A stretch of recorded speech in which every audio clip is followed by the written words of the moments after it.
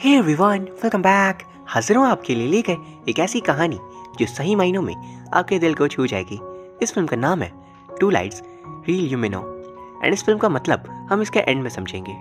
इस मूवी का IMDb rating है 7.4 stars out of 10, which is really impressive. ये कहानी है दो ऐसे लोगों की जो देख नहीं सकते, लेकिन बिना देखे भी वो कई सारी चीज़ें बड़ी खूबसूरती से कर सकते हैं जो आम इंसान सोच भी ना सके। पहली मुलाकात से लेकर धीरे धीरे उनमें दोस्ती होती है और फिर वो एक दूसरे को पसंद करने लगते हैं, एंड अपने विजन पावर को लूज करने के बावजूद फ्रेंड में एक दूसरे को देख पाते हैं। पर कैसे? वीडियो शुरू करने से पहले अगर आप इस चैनल पर नए हो तो प्लीज इसे जरूर से सब्सक्राइब कर लीजिए। It will really mean a lot.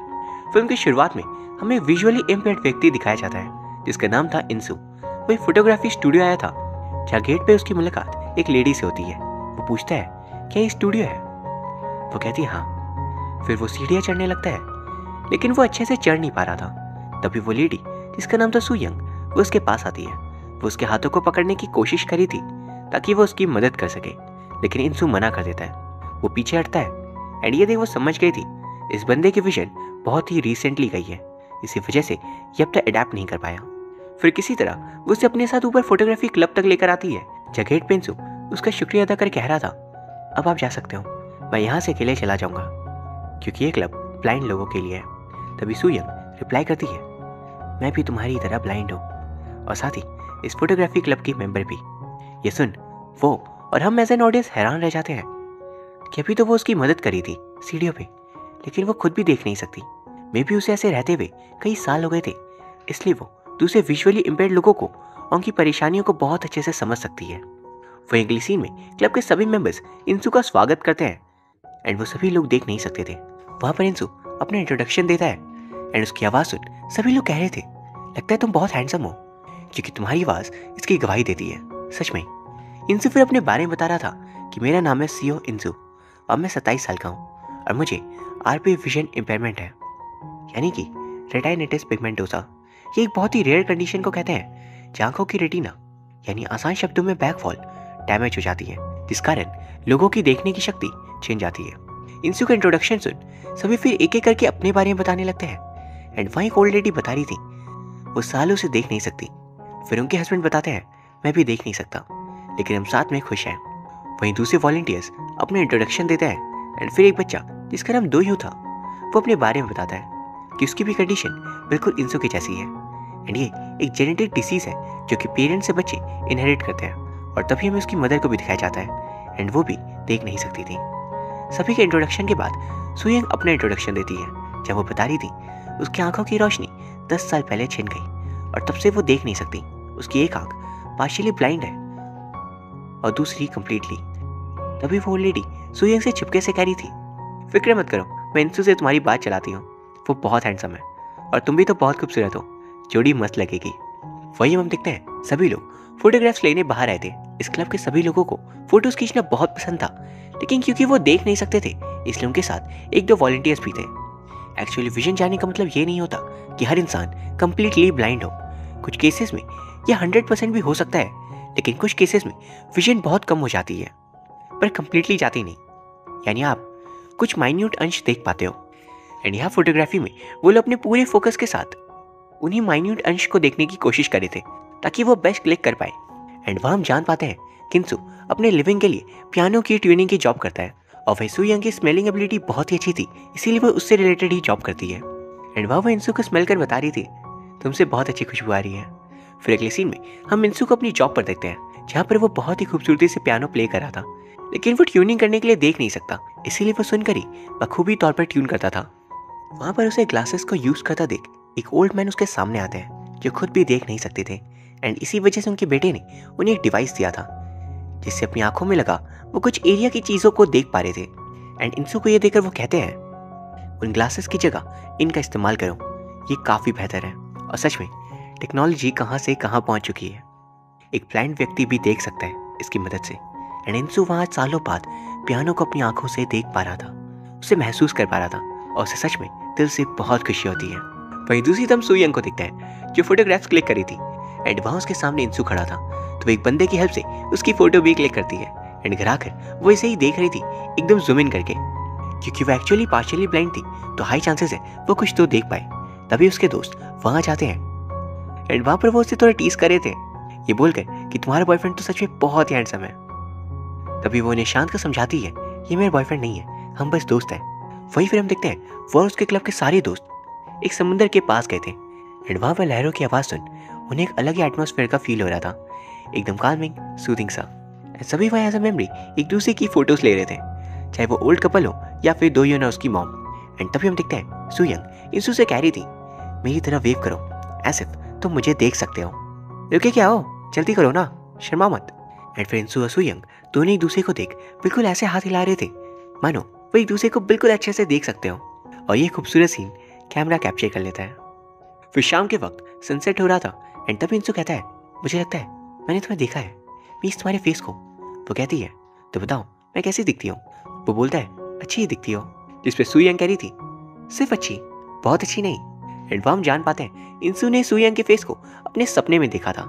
Actually वो दोनों बहुत ही अच्छे दोस्त बन गए थे, लेकिन उन्होंने एक दूसरे के फेस को कभी भी नहीं देखा, इसलिए कई बार सपने में लोग उन्हीं के फेस को देखते हैं जिन्हें वो बहुत पसंद करते हैं। इंसू वहाँ उससे पूछता है, अगर तुम्हें एक आखिरी बार कुछ देखने का मौका मिले तो तुम क्या देखना चाहोगी। सुयंग हंसते हुए कहती है, पोरोरो द पेंगुइन।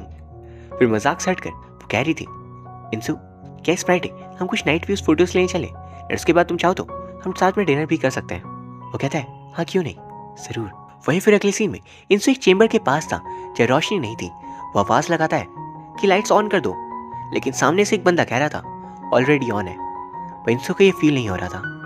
वही बात अपने डॉक्टर को बताता है जो कह रहे थे, तुम्हारी आंखें प्रोग्रेशन शो कर रही है, हमें और इंतजार करना होगा इसे ठीक से समझने के लिए। वही अगली सुबह सुयंग तैयार होकर इंसू से मिलने जा रही थी, लेकिन वहां रास्ते में कुछ सीढ़ियां थी जिस कारण उसका बैलेंस बिगड़ जाता है। वो तुरंत व्हाइट केन यानी एक स्टिक निकालती है जो कि विजुअली इम्पेयर्ड लोग यूज करते हैं ताकि उन्हें आसपास के सराउंडिंग्स को समझने में आसानी हो। वहां से थोड़ा लड़खड़ाता देख एक ओल्ड लेडी उसकी मदद के लिए आती है एंड वो जैसे ही सुयंग का हाथ पकड़ती है वो घबरा कर नीचे गिर गई थी, क्योंकि उसे कोई आइडिया नहीं था कौन उसका हाथ पकड़ रहा है। वहाँ वो ओल्ड लेडी उसे कह रही थी, तुम बहुत खूबसूरत हो, सच में मुझे अफसोस है तुम्हारी इस कंडीशन को देखकर, चलो मैं तुम्हें नीचे उतार देती हूँ।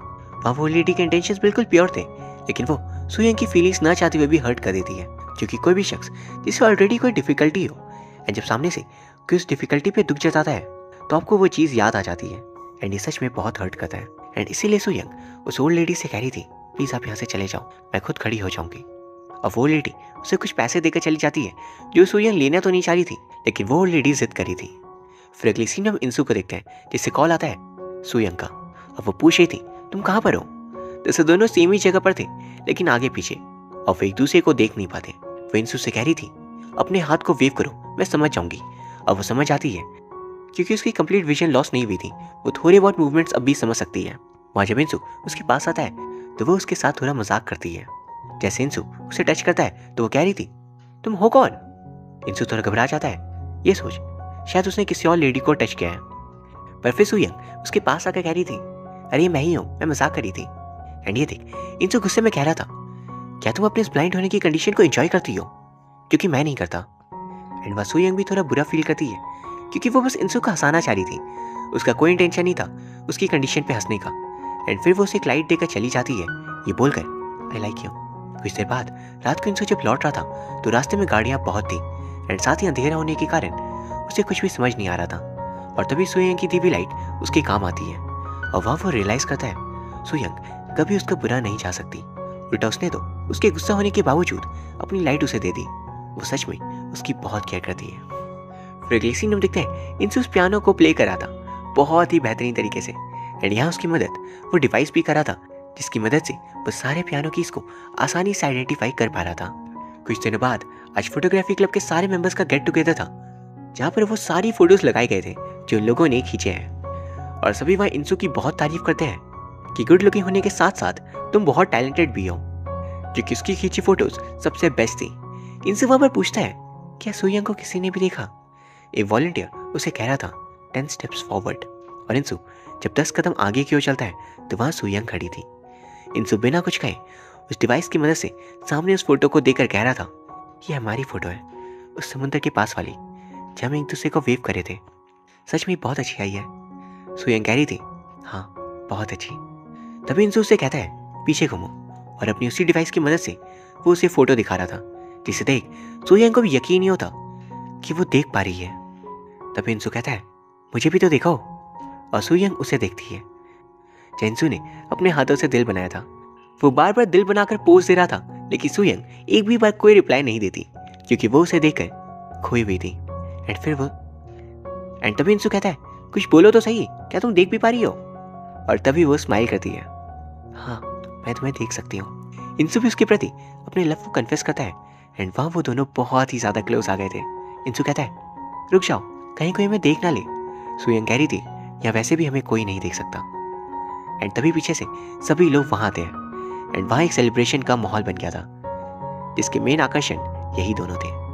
तभी पोस्ट क्रेडिट सीन में हम देखते हैं इंसू की उसी डिवाइस की मदद से दोयुन अपनी मदर को पहली बार देख पाता है, क्योंकि बचपन से ही उसकी ये कंडीशन थी। उन्हें देख वो सच में बहुत ज्यादा खुश था। आज पहली बार बच्चा अपनी मम्मी को देख पाया अपनी आंखों से। वहीं वो ऑलरेडी अपने हस्बैंड यानी ओल्ड मैन को देख पा रही थी, एंड उनके फेस को देख वो कहती है भगवान पूरी जिंदगी इसके साथ गुजारती, मेरे साथ तो धोखा हो गया।